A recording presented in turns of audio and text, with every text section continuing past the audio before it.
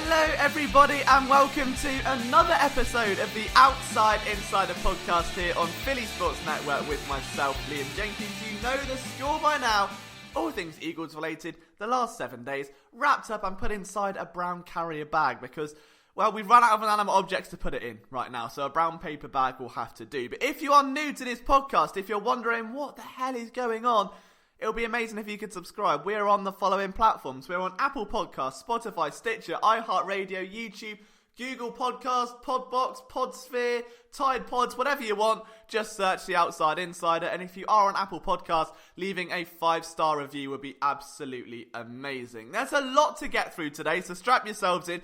And you all know the direction it's going to, right? You all know it. The second the Jordan Matthews signing was announced, you all know exactly where this podcast was going, the analogy that we would use, the way it's all going to go. So we're going to tease you with it. Like, can't just go out of the gate and give you what you want. The LJ brand is dependent on that analogy thriving. So we've got to work you up a little bit. So before we get to the Jordan Matthews story, the Andrew Sendejo move, I did just want to start with something, probably the biggest takeaway of all from the bye week. Now that we're towards the end of it, obviously it's a Friday at the time of recording this podcast, and so far, the Eagles have, this is what I've noticed about the Eagles in the last maybe 5 days.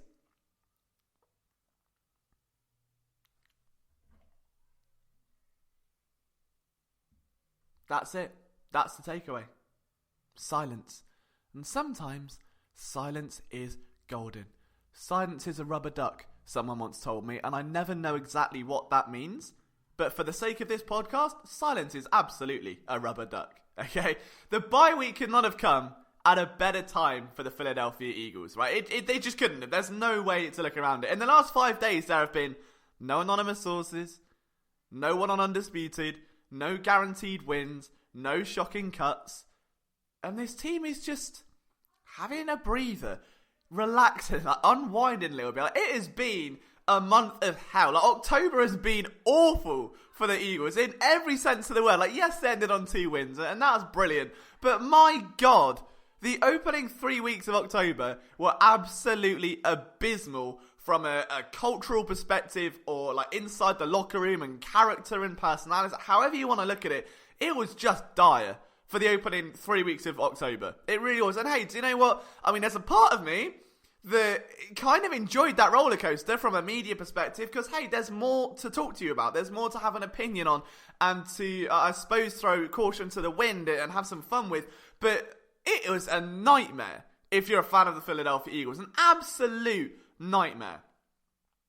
And now, coming off of 2 back-to-back wins, one against the Bills, one against the Bears, 2 very stern defenses, you go into a bye, you come off the bye against the Patriots and the Seahawks, and then a nice gentle run in to the end of the season. And it's very conceivable, with those 2 wins in the rearview mirror now, to at least expect a 9-win season, I think. Like, 10 wins is feasible.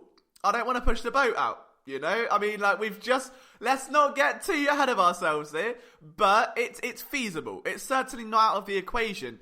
And when you factor everything about this bye, like, yes, we've got the Deshaun Jackson news, and I think many people are expecting him after the bye. I've ranted enough on Monday in This Week in Philadelphia Sports about that situation specifically, how it was mishandled by whoever is accountable has to hold themselves accountable, whether it was Jackson, the trainer, the coaching staff, the medical specialist, whoever has made the green light clear, and Jackson gone, yeah, it's fine, give me 4 snaps and I'll rip my muscle. Whoever made that call, unacceptable. But everything aside from that, the bye was needed. Because now when you come off it, you should have Cravon LeBlanc at least practicing. That's a big sign.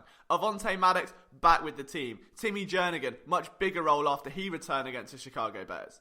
Nigel Bradham should be back with the team. Jason Peters doesn't really matter. Well, he does matter. I mean, it's Jason Peters. But Andre Dillard is holding his own. Has been a massive bright point for this team.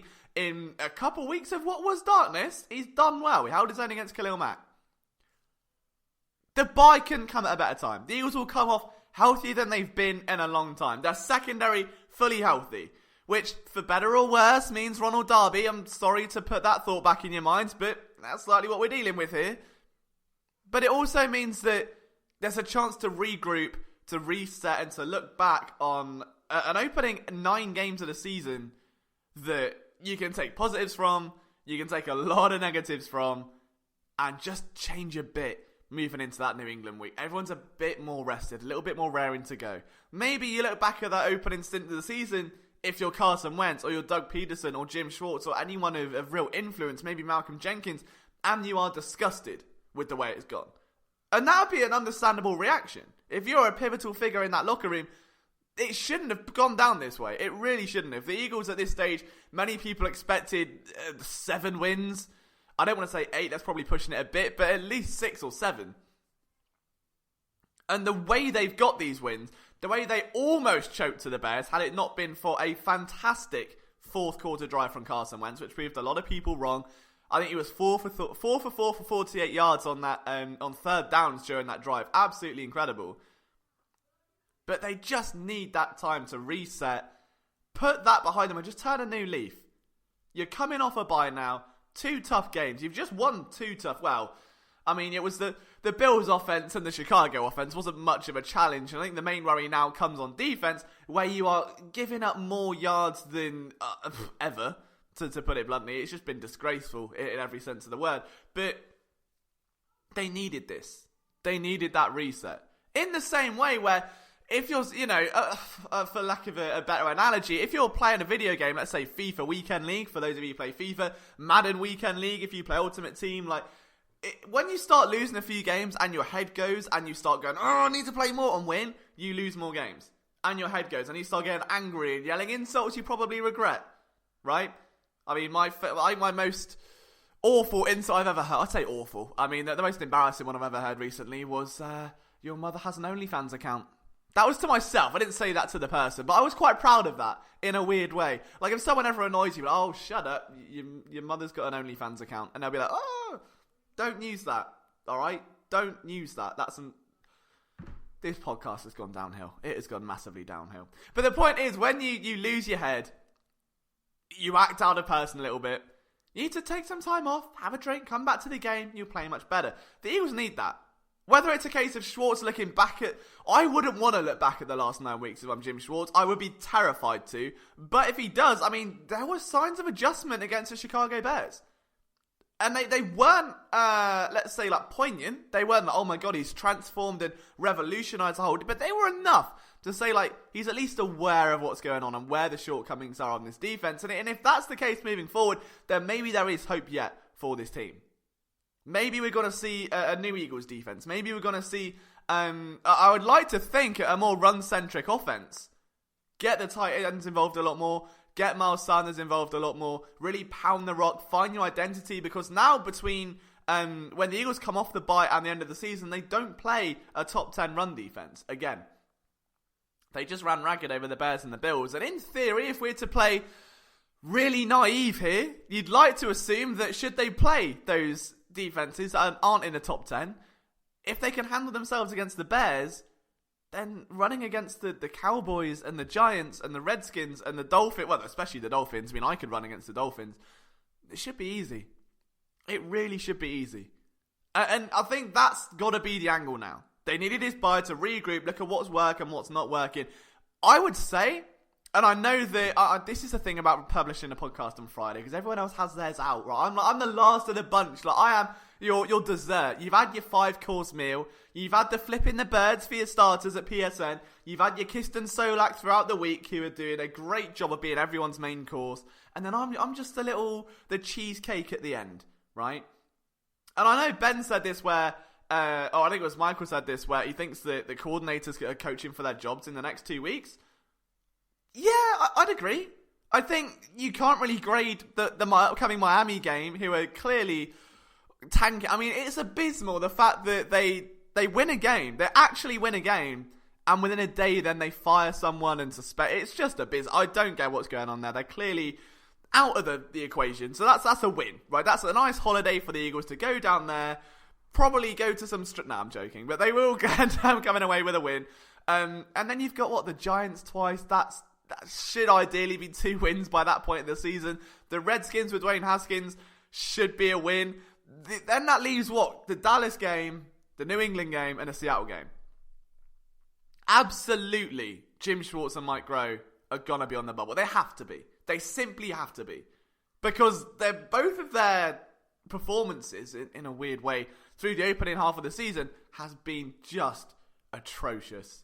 I think. I mean, like, I know that it was made known that the Mike Rowe is kind of responsible for, at least Frank Reich was, for scripting those first 15 plays of the game, right? When he was with the Eagles. If Mike Rowe's assumed that responsibility, that's an actual criteria we can grade him on. It was easy to look at those first 8 games and see, well, we don't know what Mike Rowe's doing. We don't know what his role is, where his influence is, how much is on Peterson, how much is on Stoutland, how much is on Juice Staley. We don't know. If he is scripting those first 15 plays, that is a huge element of concern given how downright awful the offense has been in the first quarter. If you look at red zone offense, if you want to go to the defensive side and look at pretty much anything, Jim Schwartz is accountable. That's his team. Doug Peterson doesn't touch defense. I mean, that would be like me trying to do a podcast on cooking. You wouldn't touch it. You just bring someone else in. All right, Philly Cooking Network. It's happening. But so absolutely. And you'd like to think that with a bye week, a chance to reset, with all your players back healthy, the excuses have run dry now, except for Groh, who's going to go, well, no, Deshaun Jackson. But for Schwartz, at least, this is it. This is crunch time now. This is absolutely crunch time now. Because if it's not, I don't know when it is. Like, if he goes out and lays an absolute stinker against the Patriots and against the Seahawks, and both teams put up 40 to 50 points, which is plausible. All right, you've got Danger Russell Wilson, who's on another level this year. And, well, Tom Brady, really. So, we all know how that went last time. Huh? What? Was it 500 yards? In this? Oh. Yeah, I don't think we can expect the offense to put up that much again. So Schwartz, if he doesn't come alive and adjust, and now with all of his players back, with Maddox in the equation, with Sandeha out of the picture, with a new safety in Marcus Epps, with Timmy Jernigan back, with Nigel Bradham likely back, if he doesn't show any signs of adapting, where we can't then, I guess, attribute the passing defense deficiencies to, well, they were without this guy, they were without that guy, they had 5 weeks without their starting corners. Like, forget that now. That excuse is gone. This is all on old Jinner of Schwartzington, and if he doesn't adapt Yee's scheme in the next 2 weeks, questions are going to be asked. And I will be the one asking them. Probably. Maybe not answering them. Who knows? But either way, the bye for everyone has come at a pivotal time. For some, it's a great thing. For others, it's a case of, okay, let's focus. Let's reel ourselves in. So we've still got another week. We're going to preview, I guess, the Patriots matchup a little bit more in depth going in towards next. So I don't want to spend too much time thinking about ifs, buts, and maybes and how much pressure is or isn't on these people. But we can all agree the bye week was great, okay? It was needed. Whether it was a good need or a bad need, it was needed. Hey, if you need a long night's sleep after a day at work, or you need a long night's sleep because you're tired, either way, it's a night's sleep. It's needed for everyone. You all need your 8 hours. LJ promotes healthy sleep patterns. Do it, alright? Now, we're going to move on to the big story of the week. The big LJ analogy. The one you've all come for, let's be honest now. The re-signing of Jordan Matthews. And what's annoyed me is that everyone's already taken the same angle on Twitter because they knew I was going to. I'm kidding. But I'm for one, I'm really happy. Before we get to the analogy and stuff, and I guess how important the move is for the Eagles and what we can expect from the Eagles moving forward with Matthews back in the fray. I do want to put a personal touch on this, not in terms of the analogy and my connection to it, but in terms of my relationship to Jordan Matthews, because a lot of people don't know. I put it on Twitter recently, and for those of you who don't follow me, at Liam Jenkins PSN, without Jordan Matthews, PSN may not be in the spot it's in now. It would still exist, it would be around, but it may not have had the boost or the jump that it took in the last few years, because at 19 years old, I'm 24 now, I know I look about 17, and I sound about 15, so beggars really can't be choosers here. But I tweeted Jordan Matthews. And I said, hey man, it'd be great to interview one day. And a few people that liked my work started liking it and saying, yeah, give him a shot, do it, yeah, it's cool. And I was thinking, oh, that's sweet, but he's not going to reply. And he DM'd me. He didn't have to. Now, I know for a fact that if you want to interview a player with the team now, you have to go through the team's PR stuff. So you can't do this stuff. It shouldn't be a thing, right? And Matthews DM'd me and was like, let's set something up. And he initially gave me his email address and was like, right, I'll send questions your way. And he was like, actually, it might be easier over a phone call. So I phoned up Jordan Matthews, and 19-year-old Liam was bricking it because it was my first proper interview, really, with anyone of notoriety. And looking back on it, like, obviously I can see, I've changed a lot since then and my interviewing skills have got better, but I wouldn't have had that jump without Jordan Matthews. If he hadn't taken time out of his day to talk to a 19-year-old kid in England who at the time ran a small sports blog that was getting, I don't know, maybe like a few thousand views a week, which, now seems crazy compared to where we are. So we spoke on the phone, we spoke about the relationship he had with Carson Wentz and the fact that he wanted to gel with Carson. He wanted to make sure he was someone he could be friends with off the field. He said that's the most important thing for him with a quarterback, is that what's the relationship? Are you friends on the field? Does it stop there? Or is this someone like a brother? Is this someone you can talk to? And obviously they bonded through their mutual love of religion, I suppose, and their mutual beliefs and morals within that. And that's been reflected through the AO1 Foundation and a lot of stuff off the field. But I know I harp on about this story a lot, but hearing that Carson Wentz's dog Henley had puppies, Carson gave one to Jordan. The two hit the Novacare complex in May for OTAs about 3 days before anyone else, just to get working as a duo, to build on that rapport, to build on that chemistry. That's different to staying after practice when you're losing, when there's a problem. This was proactive. This was Wentz to Matthews. Just those two. No one else. Just a rookie quarterback and a slot receiver. I always had respect for that. Then a year later, this is for the real PSN OGs now, like for guys who've been around for years, I wanted to do an e-magazine called Minus Equals Plus, right? And the idea of that, I've still got it. If anyone wants it, like, I'm happy to put it up. Like, it was a really fun project. And essentially the sentiment of it was, in every negative, there's a positive, all right? So, like, in every minus equals a positive. It was really cool. And we had interviews with Trey Burton, a few Flyers players, just about life. Just about how you go about day-to-day. This was like The Athletic before The Athletic, right? So, like, with Trey Burton, it was about how being a father has impacted his life, and how kids go to the Novacare complex at training camp, and they don't know them as Jordan Matthews and Carson Wentz. Or Zach Ertz. They don't see them as stars. They call Uncle Carson or Uncle Jordan. And I found something like that so touching, that the innocence of a child who's like 3 or 4 years old can go to like an Eagles practice. Like, they don't know. They don't know that these players are the heroes of thousands and thousands of people. They don't know that they're being watched by millions on a Sunday. That's just their uncle. That's Uncle Carson at work. And I loved that. And that was the sort of thing that magazine really wanted to implement. So if you do want to read it, I'm happy to dig it out and put it up to... It was a purchase before, but I'll happily make it free. We only ever got round to one issue. Like, it took me about 3 months to produce. But I reached out to Jordan Matthews again. And he obliged again. Didn't have to. Really, really didn't have to. So that was 2 interviews. The guy didn't have to do it. He's a wide receiver, playing for the Eagles. I think it was like February time, like just after the season. And he gave me a second interview. And that interview for me was a lot more personal. Because it was about his faith. It was about his family. It was about getting married. It was about being a father. And it was about the man behind the face mask. The man that, you know, when he picks up an injury, has to reevaluate life and tap into that religion and realise who he is. And really, I guess, it's tough, but you find yourself in those instances, right? It's easy to lose yourself, but Matthews was so heavily reliant on the Bible scriptures and that faith that it kept him going. And it was a fascinating interview. It really was. And like, without that support for me, I wouldn't be in the spot I am, because it helped me a lot with my interviewing. Like, I'm getting a bit teary about it now, because the idea that he would give that time to me, even now, like, I mean, this isn't arrogance or confidence or anything. This is, for me, like, just, I guess looking back, like, PSN over the last 5 years has grown so much, right? To the point our YouTube channel is now on 15,000 subscribers, or almost. Like, we'll get the soppy announcement when that hits. That our website is now getting like hundreds of thousands of views a month.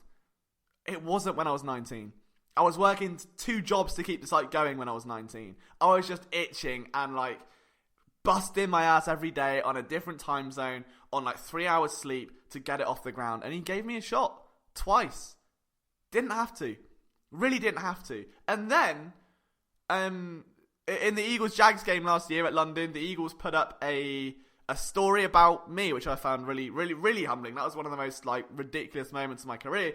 And just about, English fan about the Eagles, makes a blog. I get it. It links in with the Jags. It's great for their PR. Looks fantastic. It massively helped me get some, I suppose, notability and some respect from people that previously probably hated me.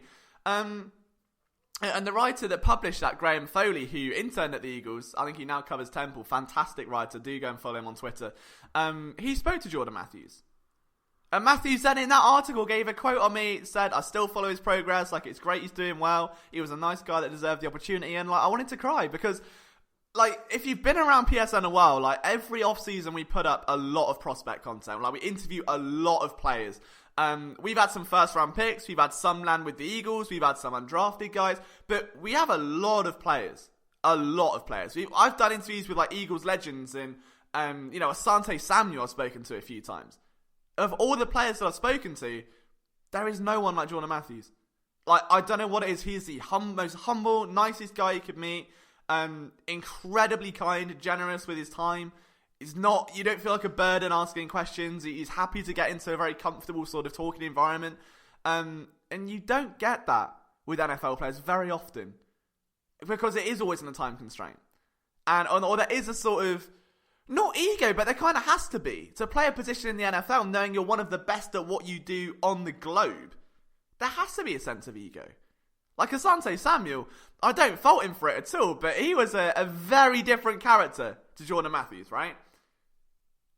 But that I guess bond, and I don't want to call it that because it sounds, it's only a couple of interviews, but I'll never forget that, and I'll always be so thankful. So for me, seeing Jordan Matthews come back to Philadelphia again was amazing for me, because I felt personally I guess overwhelmed with emotion, he's got another shot, and it couldn't happen to a more deserving bloke, because he works his ass off, great chemistry, we all know the reasons why he's come back, right?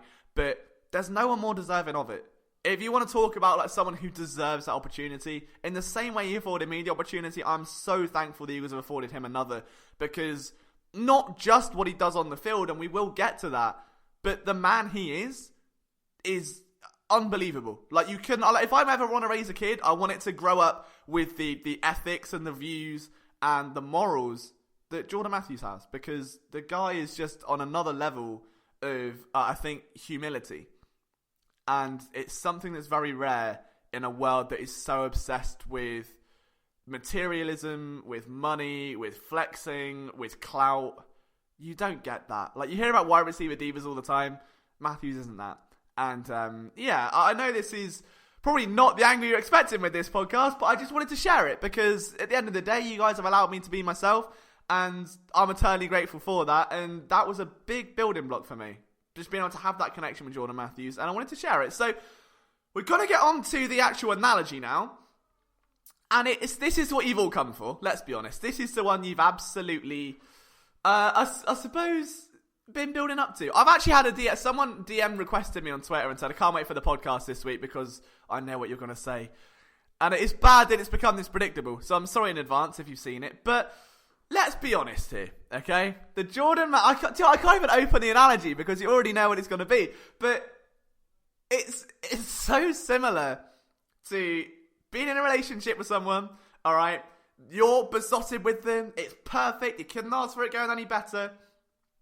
They call it off and find someone else. And you're like, oh, well, okay, but I'm not really going to find anyone better.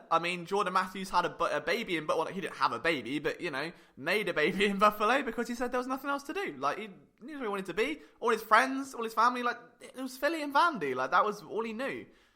So he knew that once you hit that point, there's always that one relationship I think everyone has where once you hit it, you're like, well, that's that. There's no topping that. That's her. That's him. That's the guy. That's the girl. That's the one, right? So he moves about a bit, and then you kind of drunk call and you go back and forth, and it always lingers. That circle never breaks. It never breaks. For whatever reason, none of you can really explain it. You don't really know why. But you can never commit, and you can never call it off. You're just sort of each other's side piece in an ever-revolving door. And then the Eagles bring him back. And you get another chance. And you go again. And it is even better than the last time. And everyone, and I mean everyone, can see that it should work. And Matthews can see it, and you can see it should work. But the person that you're so besotted with, that you're so infatuated with, that you would give everything for, is still like, I don't really want to. Yeah, I've got an option here, so gonna go with that one and explore it. And you cast it aside again, and the circle repeats again, and you go round again, and then a year later, to quote the infamous no context Eddie Hearn gif, which I'll put in. If you're on YouTube, I'll put it in the podcast anyway. This is what I'm talking about. See exactly what's out there, and then you come back to me and realise, yes. And now, for the third time in a row, it's almost become a given that Matthews was going to come back, that you're going to give it another shot. And there you go. It happens again. And the thing is, this circle will keep going and going and going and going until eventually the Eagles go, do you know what? Screw it. Let's give him a long-term deal. At least in an ideal world, that's what would happen. But this ain't an ideal world, and that rarely ever happens. We've all been there, and as many of you will know, this has been the foundation of this podcast for a solid year and a half now, in terms of this grand LJ analogy, which somehow fits every Eagles situation ever, but there's no better time to use it. Because it does just go round and round and round and round, and it doesn't matter how obvious it seems to you that like, why? Why wasn't I kept on last year? Why didn't you give me an extension and just get rid of Aguilar and avoid paying $9.3 million? Like, why is that so absurd to even imagine? It really shouldn't be. They're just like, no, I'm going to try another way. No, I'm going to try another way. And it's like you're either afraid to admit that your future's in the past with Jordan Matthews, or you're afraid to, I suppose, cut it off completely and then risk life without him. It's a very interesting dynamic, and it's one, that, as you can probably tell, I've got some emotional attachment to from the personal LJ love. But it just is. That he is just that guy. Like, he'll always say yes to the Eagles. Whenever the Eagles call, doesn't matter whether it's 3 in the morning, 3 in the afternoon, he picks up the phone immediately. And he's there. Because best friend's there. It's a team that drafted him. It's a community that loves him. And there's just no reason for it not to work. I think that is the most infuriating thing about that kind of situation. Like, last year for me, I posted the film room recently. Like, I posted it on Twitter. Not on Twitter, sorry. I posted the original, February this year. And the take was, get rid of Nelson Aguilar. Get him gone. Doesn't need a $9.3 million cap hit. Right? Let him walk. And you take Jordan Matthews. And you bring him back. And you keep him there. Then you go and get whoever. Go and get Deshaun or whoever it's going to be. But Jordan Matthews in 2018 had 15 yards per reception. That's a career high. 15! Alright. Of his 20 receptions went for a first down. For a team that is constantly throwing in front of the sticks now, he's finding it very difficult at times to, I suppose, really move those chains. That's what they need. But that's what I needed anyway. But Matthews last year, more specifically for me, wasn't a slot receiver. I think only 16% of his snaps last year came from the slot. The rest of them were outside. And because of that, which was new for Jordan Matthews, we hadn't seen that side of Jordan Matthews. He was used in a different way. And we're seeing someone now that has a more diverse route tree, that is physical through the contact that you engage during the stem. And you didn't see that from Nelson Aguilar, who now gets a hand on his shoulder and flies to the ground like a sack of potatoes. You don't see that from Alshon Jeffrey, who now just flails and drops the ball. This is someone that fights and works, and it fits this offense. And he's a physical runner, and you can use him in the middle. He's just perfect for this offense. He thrives in it. Then you go to Buffalo, doesn't work. New England doesn't work. San Francisco doesn't work. You always know home is where the heart is. You perform best where you love. That's I guess the ultimate ending of that analogy. That it doesn't matter how many partners you go through, how many teams you go through, that there's always that one you'll go back to because that's where you feel safest and most comfortable, and you know it clicks, and it just, for whatever reason, it just works. But for whatever other reason, you won't really give it a go because, I don't know, whatever. It can be anything. But I really hope, for Matthew's sake, and the sake of my own sanity in both analogies, that they get it right. That they just go with it. Because if Matthews balls out this year, and he does show it, I mean, let's say, right, so last year he had 7 starts, 10 games. Oh, sorry, no, that was Buffalo, I beg your pardon. So he had 3 starts in 14 games. We can say he's probably going to start 7 or 8 games this year. He may not start straight away. They put Matt Collins in, I will cry. I mean, that is the worst analogy.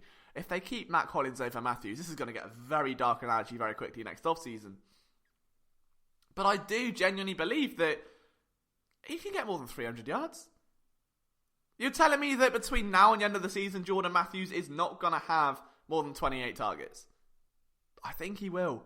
I think he's the sort of guy that is going to galvanise that offense. And I mean, do you know the one guy that I really worry about right now is Alshon Jeffrey? Because imagine being Alshon Jeffrey and you go through this phase of like, first is Jordan Matthews, alright? Matthews is the guy, you're the outsider, you're the WR1, and then Matthews gets traded. So you're like, oh, yes, okay, right, me and Wentz, me, BFFL, yeah, buddy, here we go.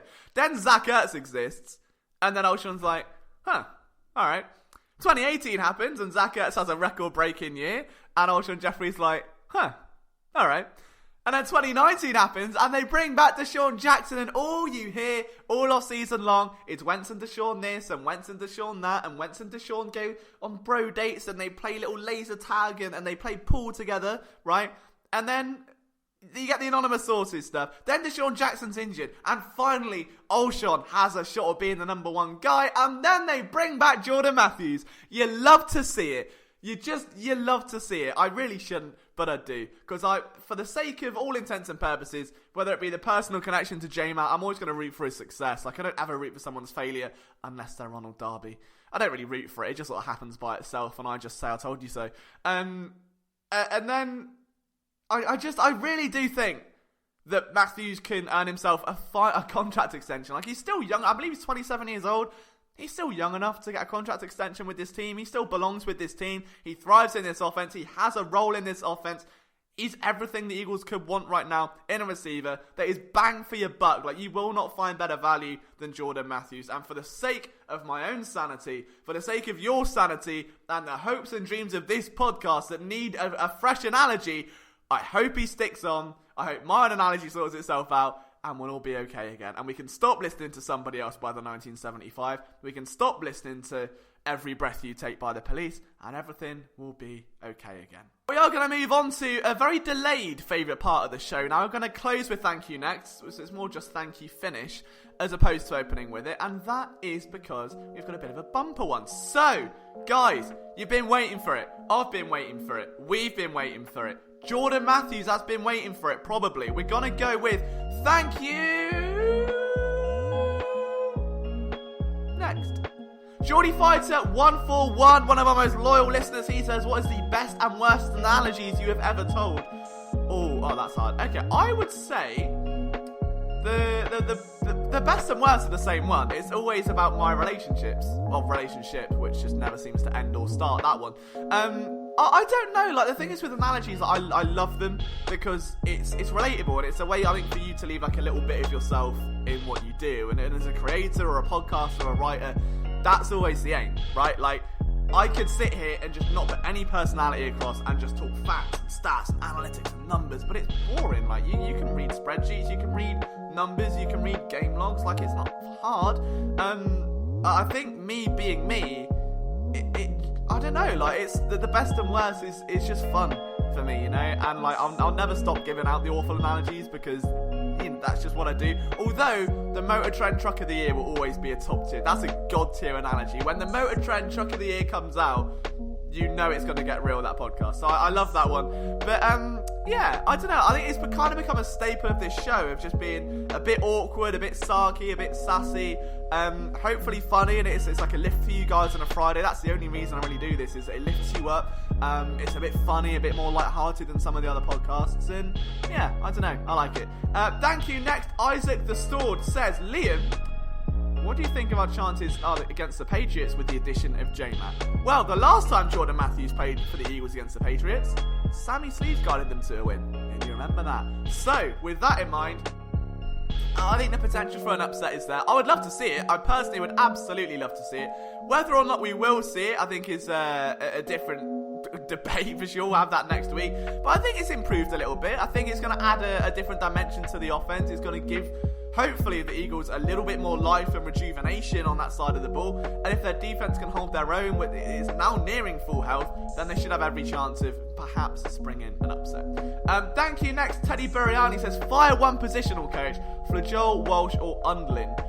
Also, are you familiar with the band Amber Run? I'm not, but I will listen after this and I will give you a rundown for next time. But fire one positional coach. Okay, so Ken Flajol, Walsh or Undlin. It's really hard, because again, you don't know. I mean, you kind of don't want to say Flajol because I think we have seen a bit more of TJ Edwards. Camu's come along great. Developing young talent has actually been okay for Flajol. Undlin, though, we haven't really seen much development from Mills or Darby or Douglas or anyone. Like, I don't know. I don't want to say I don't want to fire anyone just yet. I'll probably put it on Walsh just because the Eagles haven't found a wide receiver coach in forever. Like, just get a new one. It's fine. Like, I don't know what happened. I miss Gunter Brewer. Like, that was always my saving grace. That Gunter Brewer was going to come in and somewhat be the saviour of the Eagles wide receiving group. Because he knows Matt Collins and he coached him at USC and that hasn't happened. So, I'll go with Walsh for now. We'll go with Cast. Thank you next, Jesse James Larch, who shared a Halloween costume with me. Not like that. We're not like that. Alright? Not like that. But basically, we both got the same one, which was the inflatable alien, and we went out for Halloween. He tweeted me and he says, what was more concerning about the alien suit? Either A, when you needed to pee, or being paranoid of sharp objects all night? Well, for me, Jesse, I'll put pictures and a little video up here so you can see what I'm talking about. If you're watching on YouTube, that is. I actually cut a hole in mine. So where the flies are meant to be, where you unzip to go for a pee-pee, I cut a hole, I bought Velcro from a DIY store, and I super glued the Velcro onto the suit. This resulted in super glue being all over my hands, but it did mean I could pee freely throughout the night and keep the suit inflated. Then what happened is the cord ripped out of the blower ended up on my other leg, and I spent half an hour in the toilet shouting the name Alfie, getting the suit ripped off me by my brother. That went in the bin. I woke up without the suit. At least that's what he told me. I can't remember much of that night, if I'm brutally honest with you. Thank you.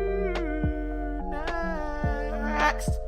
What's the chances the Eagles beat the Pack next week? We've kind of answered it. I would say they'll cover the spread, whatever the spread is. Outside of that, who knows? Who knows? But on that note, ladies and gentlemen, it has come to the end of the Eagles podcast, the Outside Insider. Thank you for lending me your ears. It has been a blessing to bring this podcast to you. Hopefully you weren't all too emotional about the analogies earlier on, but it really does mean a lot that you stick around and listen to this. If you want to follow me on Twitter, it's @LiamJenkinsPSN. Enjoy your bye week, and we'll see you next time for another episode of the Outside Insider.